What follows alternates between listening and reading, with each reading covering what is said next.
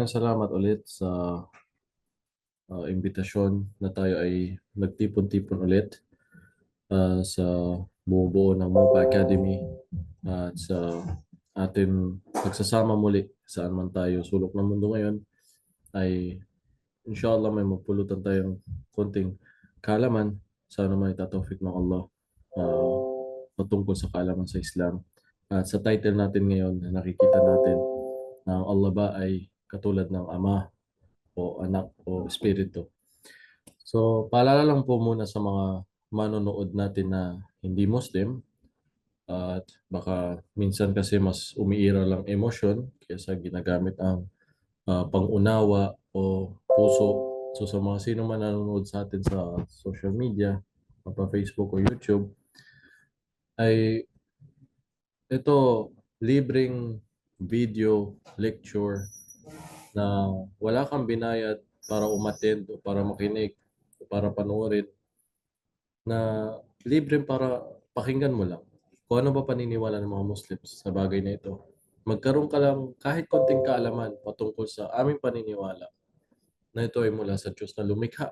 Walang walang pari, pastor, imam, ustad na nag-imbento nito, nagsalita nito. Wala ni isa sa amin ang nag-share na mula sa kanyang pangsarili lamang. Kasi sa totoo lang, sa sobrang busy natin sa buhay, sino pa may pakialam sa ganitong topic? Di ba? Kung iisipin na lang, maging totoo tayo, di ba? Sino pang may gustong pag-usapan ito? Sa panahon ngayon, napakaraming distraction, maraming palamuti o maraming fitness sa mundong ito na pwede kaabalahan ng isang tao. Di ba? Pwede ngang pag-aksayahan ng oras na lang. Either makipag-inuman sa barkada, ah, tumambay na lang sa kalsada, maghanap ng libangan, magpaporma ng motor or kotse, or iba pang bagay, manood ng movie, mag-mall, di ba? So dahil sa gabay ng Allah, sa gabay niya na itong mapag-usapan ng importanteng bagay sa ating buhay kung bakit tayo nandito. So, sa mga nanonood na hindi Muslim, magbigay ng pangunawa, makinig, at wag lahat ibato sa amin na bakit sinabi ni Casey ganito, sinabi ng Imam Mila ganito. Hindi po kami lahat ng nagsabi yun. Ang aming babasahin ay may reference mula sa Quran, mula sa Diyos na lumikha sa iyo, mula sa Diyos na lumikha sa iyo at sa akin. Itong mga kaalaman na ito ay mula sa Kanya. Itong mga kautusan na ito. At siya yung nagbigay sa iyo ng buhay. Buhay sa iyong pamilya, sa anak mo. Nagbigay ng anak mo. So, minsan kasi ang tao, pag wala na din maisip sasabihin, tanging sasabihin na lang nila is respeto. Respeto na lang daw. Yes, andun tayo. Respeto. Pero, bakit? Ang pag-share ba ng kaalaman ay bastos na? Kabastusan ba? Di ba? Pero pag yung ginagawa nila sa social media, sumasayaw na walang kahiya, wala nang konting hiya, lalo na sa Middle East pa nila ginagawa, yun ba? Walang kahit konting respeto sana, wala. Di ba? Pero pag tatalakayin mo kaalaman patungkol sa buhay, sa mundo, sa relihiyon, sa paniniwala, sasabihin na ng respeto. So intro lang konti para sa mga nanonood na hindi Muslim na nag-iisip ng kung ano-ano. Binubulungan ng demonyo na magalit. So paumanhin sa ating video na medyo malabo, okay? So itong tatalakayin natin kasi medyo parang SPG sa kanila. Kailangan sensitibong, kailangan patnubay at pangunawa, bukas na puso at pag-iisip ang kailangan sa topic na ito para hindi masyado emosyon ang ipapairalin nila. Dahil ito ay malamang medyo ang iba masasaktan, tatamaan, ito kasi nakagisnan nila, ito yung pinaglalaban nila. So atin alamin kung tama ba ang ating minsan ipinaglalaban, di ba? Mahirap na yung katulad ng nakaraan mo, ipinaglaban mo yung taong hindi ka naman pinaglaban. So wag natin ipagpumilit ang isang bagay na mali. Di ba? Unawain natin kung yung ba talaga turo ng isang taong minamahal at sinusunod kuno natin at pinapaniwalaan natin.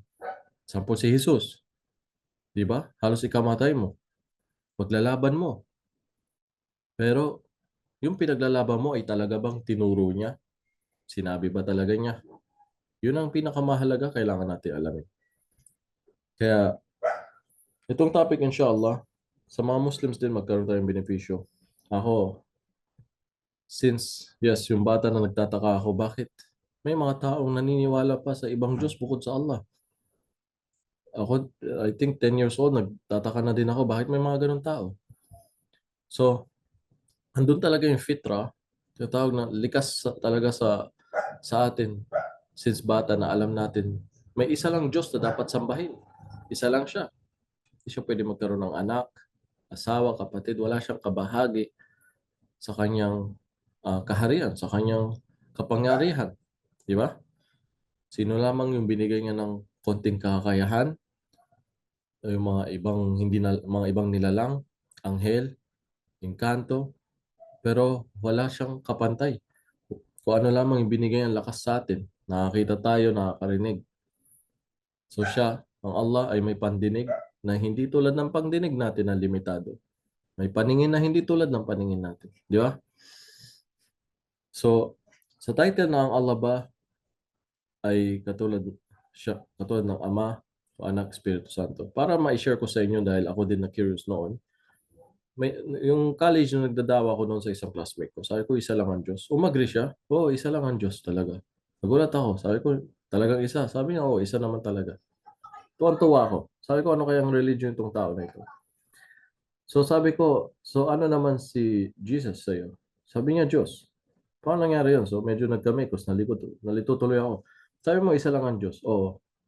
Si Jesus, sabi niya, Diyos. Paano nangyari? Sabi mo, isa lang yung Diyos na nasa langit. Sabi niya, yes. Pero si Jesus din ang Diyos. Hindi na yun isa. Dalawa na yun. Tinutukoy mo. Tapos, pati siya, medyo nalito na din. Pero tinry niya pa rin i-explain. Sabi niya, yung Diyos na sa langit, yung Diyos na nasa above, siya yun. Siya yung si Jesus. Sabi ko, bakit? So, paano nagpakita dito o bumaba ang Diyos? Ganun na sa... Sabi niya, yes, para... Sino yung sinasamba niya Jesus? Paano yan? Bakit siya nagturo ng pagsamba? Ano yung sinasamba niya sarili niya? Sabi niya, pinakita lang daw ni Jesus paano sambahin paano siya sasambahin pag nandun na siya.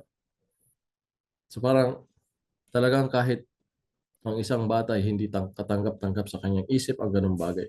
Malilito, nakakamekos. Mix-mix, sinasabi nila. So, sa paniniwalang Ama, Diyos Ama, Anak, Espiritu Santo, ang Allah ba ay kasama mismo sa Quran, meron tayong mababasa na sinabi ng Allah dito sa Surah Al-Ma'idah, chapter 5, sa verse 73. Sa malapit na kaulugan niya sa Tagalog, sabi ng Allah, katiyakan, itinuturing na hindi mananampalataya mula sa mga Kristiyano ang sino mang nagsabing ang Allah ay kabilang sa tatlong persona, na ito ay ang Ama, ang Anak, at ang Banal na Espiritu. Hindi ba alam ng mga Kristiyano, hindi si Ibrahim Casey yun, translation, yun ang malapit na kahulugan na sa verse na ito, na kung ba inyong babasahin. Hindi ba alam ng mga Kristiyano na walang sino man ang nararapat sambahin ng mga tao, kundi ang bukod tangi at nag-iisa lamang na hindi nanganak at hindi ipinanganak. At kapag hindi tumigil ang mga nagsasabi nito sa kanilang pag-aangkin at pagsisinungaling, ay darating sa kanila ang masidhing kaparusahan dahil sa paglabag nila sa Allah. So maaaring download nyo yung Quran Tagalog, mababasa nyo sa chapter 5 na ito, verse 73, ang malapit na kahulugan sa Tagalog. So, mismo sa totoo lang, ang Trinity pa nga is sa Quran pa ibinanggit na itinatanong sila kung sila ba ay tinuturing ba nila, sinasabi nila na ang Allah ay kabilang doon sa 3-in-1 na ito. Minsan pag tinanong mo, okay, sino yung Diyos Ama? Sasabihin na yung Diyos, yun nasa langit. Minsan, ang iba pa sasabihin niya ng Allah. Sino man yung sinasabing Diyos anak at Diyos Espiritu. So, sasabihin na isa lang yan. Pero tatlo pa rin yan eh. Iba-iba yan eh. Ang ama ay hindi siya yung anak. Yung anak hindi din siya yung Espiritu Santo. So nagiging tatlong karakter ang meron ka dyan. Di ba? Hindi pwede magkaisa. Pero pipilitin nila isa lang yan. Tapos isasample na nila sa itlog. Na yung balat, yung loob, yung puti at yung yelo. Tatlo yun pero iisa lang siya. O kaya, ang masaol pa, sinasample pa nila yung Diyos sa kape. Saan ka makakita ang sinasample ng Diyos sa kape? Nauso na ba yung kape noon para yung 3-in-1 na sinasabing kape? Na may asukal, may gatas, may kape. Tatlo yan, pero nasa isang sachet lang. So, ginaganon mo ang Diyos na ikinukumpara mo sa kape na isang sachet. Talagang nonsense, di ba? Mahirap ba sambahin ang Diyos na nag-iisa kung pag-iisipin natin? Di ba? Pinagpupumilit na ito ay nahahati siya sa tatlo, may naghahari pa, may kapantay pa siya. Kung ang isang bansa nga, hindi pwede maging dalawa ang namumunong presidente. Di ba? O dalawang hari. Meron na ba sa bansa na dalawang hari? Sa Saudi ba pwede maging dalawa ang hari? Isa lang. Isa lang ang hari natin doon. At may prinsipe. Hindi pwede maging dalawa ang hari na mumuno. Magkakalito ang bansa. Iba yung pamumuno ng isa, yung gusto ng isa, at iba din yung gusto ng isa. Di ba? Sa buong mundo pa kaya, yung buong universe pa kaya, na dalawa o tatlo ang nagmamayari o naghahari. Parang yung Diyos Ama na gusto niya ganito. Umiikot ang araw at gabi. At gusto ng anak, wag na. Puro na lang gabi or umaga lang. Tapos yung Espiritu Santo sumingit pa na ayaw na niya may gabi o ulan o whatever. Lito, di ba? Magkakamekos tayo lahat dito. Walang tamang direction, sistema ang ating buong mundo at universe. So walang sense. Hindi to parang Greek na paniniwala noon na may mga yung Zeus, may God the Father, yung anak, maraming gods. So, bawat isa may sariling posisyon. Tanggalin natin lahat yan sa puso. Kung ano yung paniniwala mo yung bata ka, yung wala pang nangialam ng puso mo, nagturo, o anak, ito ang sambahin mo, anak, ito yung Diyos.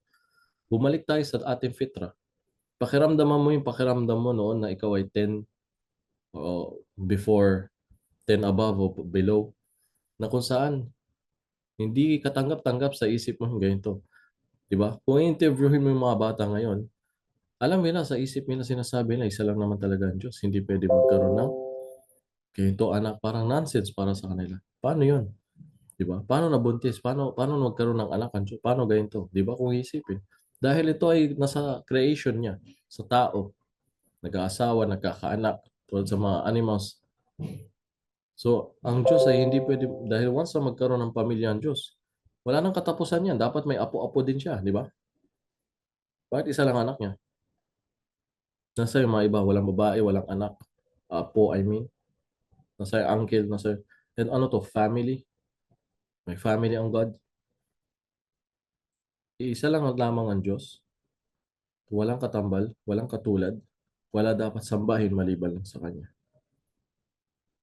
Kung pupunta tayo sa Quran Tagalog, ngayon tayo mababasa sa Surah An-Nisa, chapter 4, sa verse 171.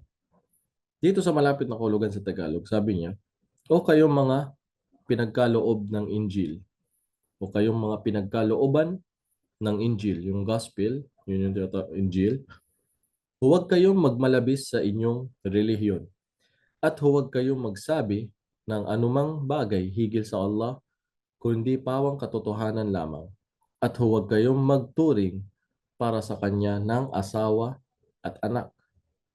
Hindi na naman si Ibrahim kay po nagsabi nito. Okay? Yun ang malapit na translation sa kahulugan na ibinaba ng Allah na salita niya kasulatan. Walang pag-aalinlangan na si Allah, walang pag-aalinlangan na si Al-Masih, Isa ibn Maryam, ang Mesaya, Jesus na anak ni Maria, ay hindi hihigit kaysa sa pagiging sugo ng Allah. na kanyang ipinadala bilang katotohanan at siya ay nilikha niya sa pamamagitan ng salita na kanyang ipinadala kay Jibril, si Angel Gabriel, patungo kay Maria, kay Maryam, na ito ay kanyang pagsabi ng kun, maging maganap, fakana, at ito ay naging kaagad ng ganap. At ang paghingang ito ni Jibril sa Espiritu ng Allah kay Maryam ay bilang kautusan ng kanyang Rab na tagapaglikha. Yung about dito sa salitang Espiritu ng Allah, may explanation din yan dito mula sa ating mga scholar. Dahil yung mga ibang walang magawa ay minsan kinakat nila yung mga video. At sasabihin na tingnan nyo, sabi ng Casey, may Espiritu ng Allah. Kung gayon, maniwala kayo na ang Allah ay bukod tangi at nag-iisa. At isuko ninyo ang inyong mga sarili sa Kanya at paniwalaan ninyo ang Kanyang mga sugo sa kanilang mensahe na dinala mula sa Allah. At huwag ninyong ituring si Isa, si Jesus, dito baka nagtataka kayo bakit ang daming ang pangalan na ginagamit namin yun sa Quran mismo na minention kung anong pangalan nila. Yung totoo. Hindi Jesus. Wala naman Jano na ginagamit nun sa siguro sa panahon niya. So, Isa ang pangalan niya. So, si Isa at huwag ninyong ituring si Isa, si Jesus at ang kanyang ina bilang katambal ng Allah na isinasamba. Itigil na ninyo ang mga ganitong salita dahil ito ang higit na makakabuti para sa inyo. Walang pag-aalinlangan, ang Allah ay bukod tangi at nag-iisa lamang bilang Diyos na karapat-dapat sambahin. Ang lahat ng mga nasa kalangitan at kalupaan ay pagmamay-ari niya sa makatuwid. Paanong mangyayari na magmumula sa mga ito ang kanyang asawa o anak? Sapat na ang Allah bilang pinagkakatiwalaan sa kanyang pangangasiwa, sa kanyang mga nilikha at sa pagkakaloob sa kanila ng mga kabutihan, kabuhayan, kung gayon na kanyang lamang ninyo ipaubaya ang inyong mga sarili at siya ay sapat na sa inyo. So naway sana naunawaan ang malalim na Tagalog sa translation na iyon. At hindi pa doon nagtatapos. Dito din sa Surah Al-Ma'idah, dito sa araw ng paghukom, sa Surah chapter 5, Al-Ma'idah, verse 116. Sa malapit na kulugan, ito ay mangyayari sa araw ng paghukom na mag-uusap ang Allah at si Isa, si Jesus. At ito ang maitatanong sa kanya.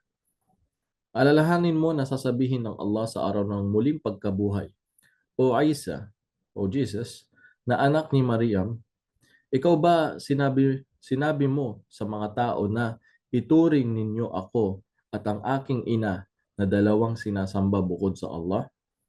Ngayon, tatanong siya ng Allah. Kumbaga, si Jesus ba, o ikaw Jesus, tinuro mo ba sa mga tao na sambahin ka at ay ang iyong nanay?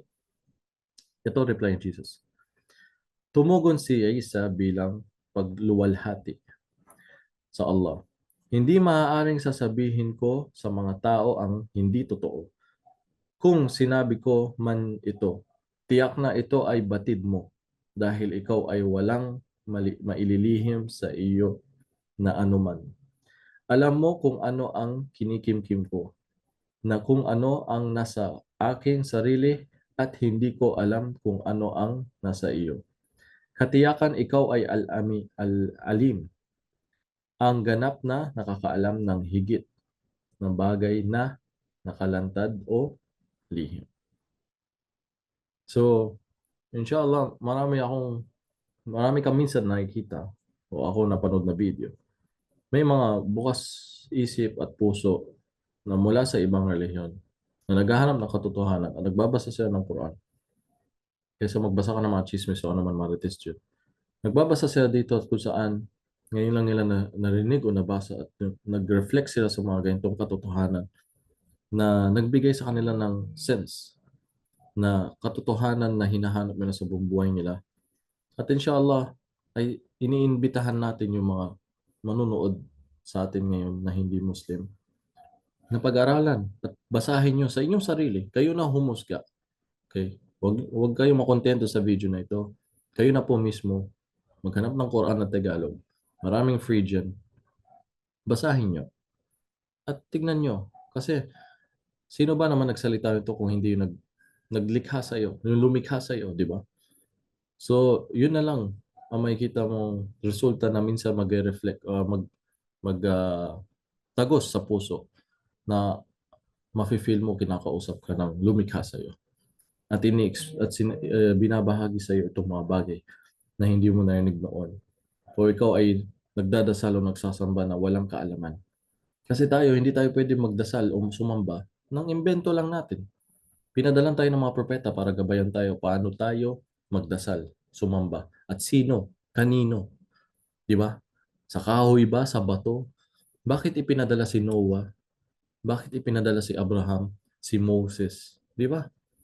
Alam na alam natin sa mga stories na nauna noon na anong ginawa ng mga taga-subaybay ni Moses. Nawala lang siya ng 40 days, 40 nights. Gumawa siya ng sarili ng rebulto bakan, sinambay niya at nagalit si Moses. Hindi ba yung malinaw na wala dapat Diyos na sambahin maliban sa isang tagapaglikha? Ang nagpadala kay Noah, ang nagpadala kay Abraham, ang nagpadala kay Moses, kay Jesus, kay Prophet Muhammad, peace be upon him, ang pinakalas na propeta. So, ikaw na ang humusga, mag-reflect. At sa mga Muslim na nanonood, maraming salamat din sa inyong oras na itong konting bahagi ng kaalaman na ito ang magandang gamitin sa kanila. Kesa yung debate na iinsultuhin mo, nagiging personalan na, minamaliit mo, yung kanyang mali na nga, mamaliin mo pa. Di ba? Kung titignan mo nga ang Allah, ang ganda magsalita para sa kanila. Di ba? Kung paano sila tawagin ng Allah, o people of the book, tao ng aklat na ipinadala niya noon, yung gospel. Kung ang Allah kinakausap sila ng maganda kahit sumasamba sila ng iba bukod sa kanya. Di ba? Tayo minsan ginagawang laro. Makikita mo personalan na, di ba? May mga memes. Minsan, dati hindi mo din maiwasan. Ako, bata-bata pa noon, sinishare ko din, nakakatawa kasi. Pero minsan sabi ko, sobra na. Kasi tayo din mga Muslim, naniniwala din tayo kay Jesus. Naniniwala din tayo sa kanya bilang isang sugo at propeta. Kailangan din natin respetuhin. Hindi din natin dapat gawan ng katatawanan, lokohin, di ba? Unlike yung ginagawa nito mga nagtatawag na Kristiyano ko, no? Sa sarili nila. Nasa US, okay lang. May makita kang gay, bakla, sasabihin, Jesus is gay. Wala kang makikita ng Kristiyano magagalit minsan. Di ba? Doon, hindi pinapakialaman. Subukan mo, naglagyan din na Muhammad is gay, talagang baka wala nang muka yung tao na yun.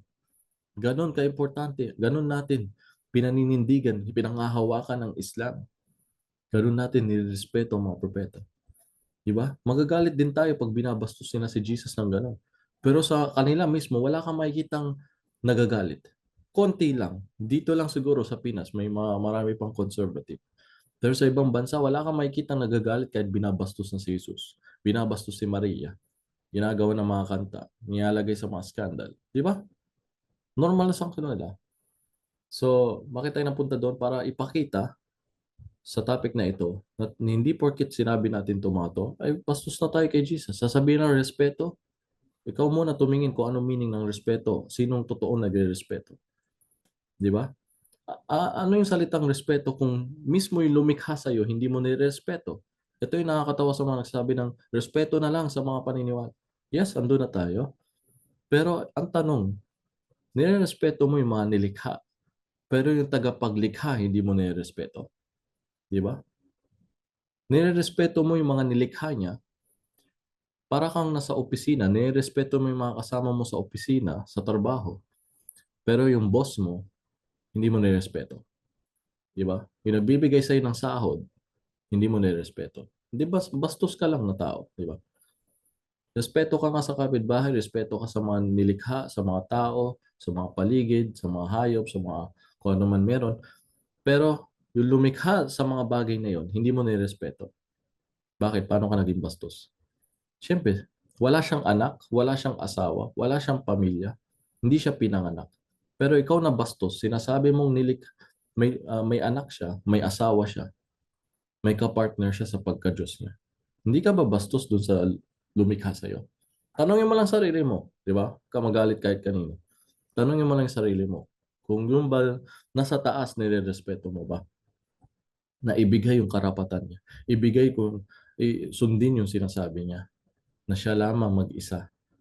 Huwag kang haharap sasamba sa mga bato, rebulto, kanino man imahe o sa tao o sa pera. Yes, hindi lang naman yun ang pagsambay. Maaari din sa pera na hindi mo namamalayan. So sana po napulutan natin ang konting aral kahit paano.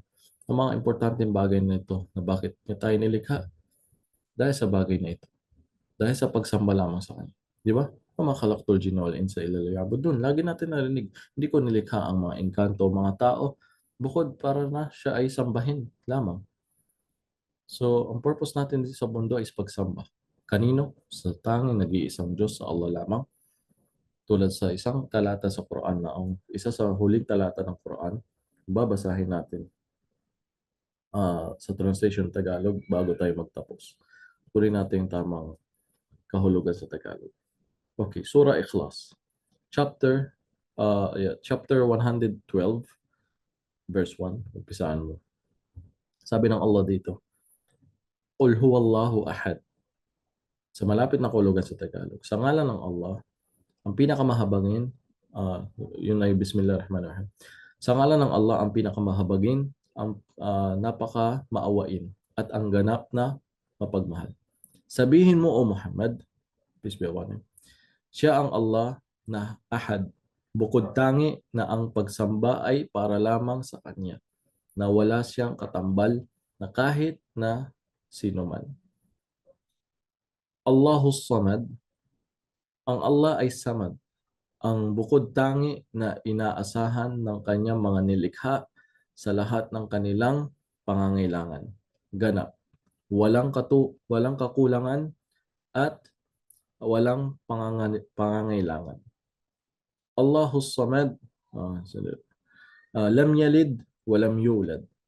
Kailanman ay hindi siya nagkaroon ng anak at kailanman ay hindi siya ipinanganak at wala siyang asawa. Walam yakul lahu kufuwan ahad. At kailanman ay walang maihahalin tulad sa kanya, sa kanyang pangalan, sa kanyang mga katangian at sa kanyang mga gawain na kaluwalhati sa kanya na taasan. So, basahin nyo yun, inshallah. Lagi natin narinig yun. Isa sa mga maiksing verse sa Quran. Pero sapat na bilang isang Muslim din na wala man tayong masyadong kaalaman sa Islam. Itong verse na ito lagi natin binabanggit o binibigkas sa Quran ay i-share mo sa kanila. Sabi ng propeta, balighuani wala ay, parating mo sa akin, mula sa akin kahit lamang isang verse. Na ito ay i-share mo sa isang hindi Muslim kaysa kung saan kayo napupunta na topic. Diretso lang sa tauhid, sa kaisahan ng Allah, sa pagsamba lamang sa Kanya. Wag muna doon sa mga rulings na baboy, bakit bawal alak, bakit bawal sugal. Dahil walang kwenta yon kung kahit iwasan niya ang baboy at alak, hindi pa rin yung magbe-benepisyo sa kanya sa kabilang buhay. Kung siya ay sumasamba pa rin sa Diyos-Diyosan. Di ba? Anong benepisyo nun? Ang inuna yung propeta Muhammad SAW. Ang inuna ng mga propeta ay kaisahan ng pagsamba sa Diyos. Ang la ilaha illallah. Walang Diyos na dapat sambahin maliban sa Allah. Kaya, hindi ka man marunong magdawa. Hindi ka man marunong magpahayag ng Islam. Sapat na, basahin mo lang ito, yung Tagalog niya na malapit na translation, at ibasa mo doon sa isang taong kausap mo na inshallah mag-reflect sa kanya. Inshallah nagabayan siya, maging Muslim, magsyahada, sumaksi siya na totoo ito. Tanggap niya taos puso na ang Diyos lamang ay nag-iisang Allah lamang, wala dapat sambahin maliban lang sa Kanya. At si Muhammad ay huling sugo at propeta ng Allah. At si Jesus ay isang sugo at propeta ng Allah. So, ang Allah ay hindi siya sinasabing Diyos Ama, dahil ang Ama, ibig sabihin nagkakaroon ng anak. Hindi din siya ang anak, Diyos Anak at Espiritu Santo. Dahil wala siyang katambay, wala siyang kasama, kapartner sa paglikha. Lahat ay umaasa sa kanya. Lahat nilikha niya. Siya lamang nag-iisa. Walang kahati sa kanyang kaharian. So, hanggang dito lang po kung may mga katanungan po kayo. Pwede po kayo mag-chat dito. Mga kababaihan ng mga lalaki, mag-open po ng mic. So, basahin natin yung mga link dito about sa ating admin. Mag-join sa ating pag-aaral. Pag-aaral sa daw.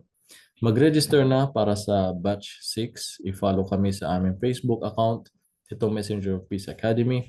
Ikaw ay maaaring tumanggap ng dates sa kada kabanata ng iyong pagtatapos. Jazakallah khair. So, saan ka pa? Sa Islam lang may libre. Ganito dates. Papadala sa iyong pintuan mismo, inshallah, sa Pilipinas. Lalo malapit na mga Ramadan, kailangan natin ng dates. So, hindi ka man marunong magdawa or kulang ating kaalaman sa Islam, ay walang problema. Sa mga bago dito, magandang balita. I-share mo ito sa mga inyong mga kakilala na itong programang Messenger of Peace Academy sa Filipino chapter, sa version ng Filipino, ay maaari kang matuto sa pag-aaral nila online na libre at sa oras na ikaw ay available. At inshallah, click nyo lang, i-follow nyo lang kanilang FB page at pakishare na din yung mga post na nakikita nyo doon about sa dawa. So sa mga pumunta dito, maraming salamat sa inyong oras. Naway may napulutan kayong konting bahagi na aral, lalo itong mga buwan na darating ang alam natin December na sila ay sa celebration na naman ng kapanganakan ko ng Diyos na si Jesus para sa kanilang paniniwala. Na sana inshallah may mga taong maligtas agad bago dumating sa araw na yun. Na tama na itong taon o last year na nagawa niyan shirk, na ngayon nalaman niya katotohanan, pinadali ng Allah mula sa social media na maabot sa kanila ang mga mensaheng ganito, di ba? At sa mga payo din sa mga Muslims na darating, alam natin dumarating itong 2 buwan o 3 buwan na kung saan may mga celebration sila. Araw ng Patay, uh, New Year, saka December or Valentine's Day. Kung saan may mga Muslim tayong kababayan na sure kulang pa sa iman o kaalaman sa Islam, na yun sumasama siya sa pagtitinda o sa pagbebenta ng mga gawain sa celebration nila. Alam ko hindi ito kasama sa topic pero singit lang natin bilang panghuli na paalala sa kanila. So wag mo lang ipagpalit sana ang maliit na halagang kikitain mong piso dyan o kahit malaki man ang kita mo dyan sa kabilang buhay mo. Dahil yan ay shirk. Pagtatambal, sumasali ka. Yung mga ritual na araw ng patay, ritual na ginagawa dyan may pinanggalingan. Sa December lalo, no?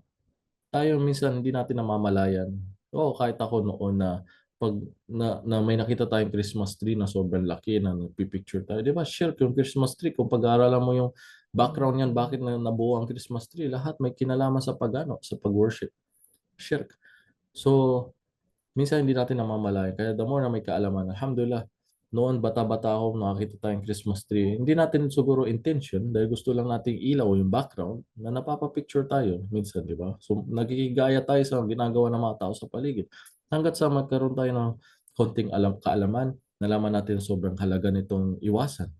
Dahil minsan ang isang Muslim, pag sinabi mo kumakain kang baboy, magagalit pa yan. Paano mo nasabi Muslim ako? Bastos ka, suntukin kita, di ba? Pag sinabi mong kumakain ka ba ng baboy o uminom ka ng alak, magagalit.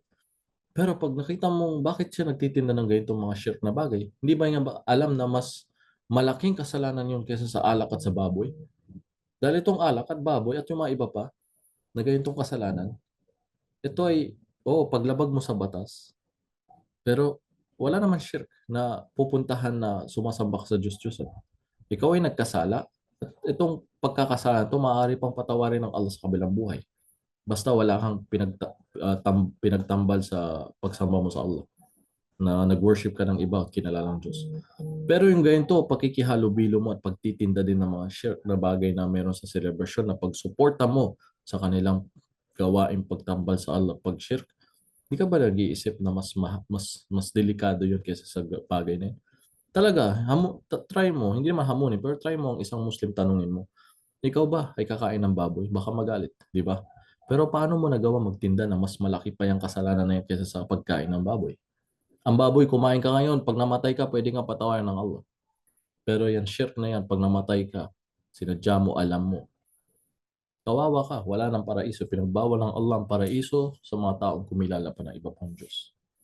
Kaya matinding pag may kaalaman yung tao, alam niya kung anong mas importante, alam niya kung anong mas higit na kailangan niyang pagbigyan ng pansin at iwasan. Di ba? So inshallah, hanggang dito lang po. Maraming po salamat sa inyong oras. Subhanallah wa bihamdihi, asyhadu an la ilaha illa anta, astaghfiruka wa atubu ilaik. Salamat sa konti, kahit papaano marami na ito dahil mismo may mga kwento na may mga scholar. Kalimutan ko sinong scholar yon, na ang kanyang estudyante sa loob ng mosque na umattend ay isa lang. May scholar ng estudyante niya ay isa lang. Paano pa kaya hindi scholar? Di ba? Paano pa kaya yung random lang na walang kwentang taong kagaya natin? Di ba? So, hindi to about yung dami na nakikinig. Lalo ngayon sa tulong ng social media, inshallah. Naka-record ito, magbe-benepisyo ang ibang tao, may upload. Pag namatay tayo, umagana to hanggang habang buhay, inshallah. Habang may internet pa. Di ba? Unlike yung mga scholar noon na may mga isang estudyante, dalawa, tatlo lang sa harap nila na nakikinig. Scholar yun. Tapos ganun lang kaunti. Dahil dito hindi tinitignan yung bilang o yung dami ng gumagawa ng isang bagay. Di ba? Kaya sabi nga nila sabi ni Dr. Sheikh Fauzan, kahit ikaw lang mag-isa sa katotohanan, ikaw na yung mismong jamaa o grupo. Kahit mag-isa mo lang, manatili ka sa katotohanan kahit ikaw ay mag-isa mo lang, walang ano doon. Hindi doon titignan yung bilang na mas marami, ito yung totoo. Hindi. Ang mga propeta nga, di ba? Minsan mag-isa lang nila. Iilan lang sila. So kung wala na po kayong katanungan, nandito lang po tayo. Maraming salamat. Naway, gabay tayo ng Allah. Bigyan po tayo ng maraming kaalaman. At huwag tayong hayaan na manghina at malobat o mapalayo sa kanyang relihiyon. Tulungan na tayo palakasin ang ating iman at mabigyan pa ng oras ng ating pag-aaral, pagsasaliksik sa Islam kahit sa maiksing oras lamang na nanatiling oras natin sa mundo. Inshallah po.